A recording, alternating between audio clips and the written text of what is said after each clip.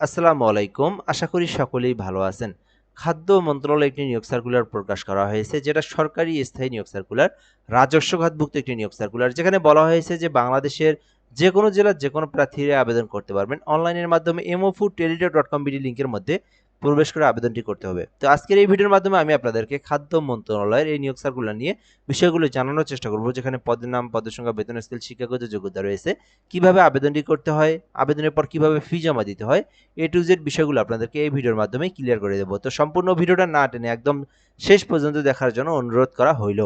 সার্কুলারটা শুরু করার আগে আপনাদেরকে একটা বিষয় বলে রাখি, যারা আমার এই ভিডিওটা এখান থেকে দেখতেছেন, মানে আমাদের ইউটিউব চ্যানেল থেকে দেখতেছেন, অবশ্যই আপনি সাবস্ক্রাইব করে রাখবেন যদি আপনি নতুন হয়ে থাকেন। এই চ্যানেলে বাংলাদেশের সরকারি সকল নিয়োগ সার্কুলারগুলো আমরা আপলোড করে থাকি। আর ফেসবুক পেজ রয়েছে জব প্লাস বিডি, যারা ফেসবুক পেজ থেকে ভিডিওটা দেখতেছেন পেজটি ফলো দিয়ে রাখবেন, তাহলে পরবর্তীতে সকল নিয়োগ সার্কুলার আপনি ফেসবুক পেজেও আমাদের মাধ্যমে জেনে নিতে পারবেন সবার আগে সহজেই।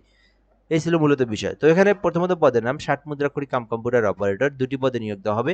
অনার্স পাস যারা করেছেন অথবা যারা ডিগ্রি পাস করেছেন এবং যাদের কম্পিউটার সম্পর্কে বেসিক নলেজ এবং যাদের টাইপের একটা ভালো স্পিড রয়েছে, তারা কিন্তু 60 মুদ্রাক্ষরী কাম কম্পিউটার পদে আবেদন করতে পারবেন। দ্বিতীয় পদের নাম অফিস সহকারী কাম কম্পিউটার মুদ্রাক্ষরী, যেখানে একটি পদ রয়েছে। শিক্ষাগত যোগ্যতা চাওয়া হয়েছে উচ্চ মাধ্যমিক সার্টিফিকেট অর্থাৎ এইচএসসি পাস। যারা শুধুমাত্র এইচএসসি পাস করেছেন এবং কম্পিউটার সম্পর্কে বেসিক দক্ষতা রয়েছে, তারা কিন্তু অফিস সহকারী কাম কম্পিউটার মুদ্রাক্ষরীকে আবেদন করতে পারবেন। ৩ নম্বর পদের নাম অফিস সহায়ক, যেখানে কিন্তু 15টি পদ রয়েছে। শিক্ষাগত যোগ্যতা মাধ্যমিক স্কুল সার্টিফিকেট অর্থাৎ এসএসসি পাস। এটাতে আবেদন করতে কিন্তু কোনো অভিজ্ঞতার প্রয়োজন নেই, কম্পিউটারও জানা থাকতে হবে না, শুধু এসএসসি পাশেই অফিস সহায়ক পদে আবেদন করা যাবে।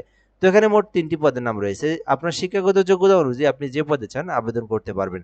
আবেদন করতে যে বিষয়গুলো গুরুত্বপূর্ণ: বয়স থাকতে হবে 18 হতে 32 বছর, তাহলে আপনি আবেদন করতে পারবেন। এরপর বিষয় কিভাবে আপনি আবেদনটি করবেন। আবেদনের জন্য এখানে একটা লিঙ্ক দেখতে পারতেছেন, mofoodtelejob.com বিডি।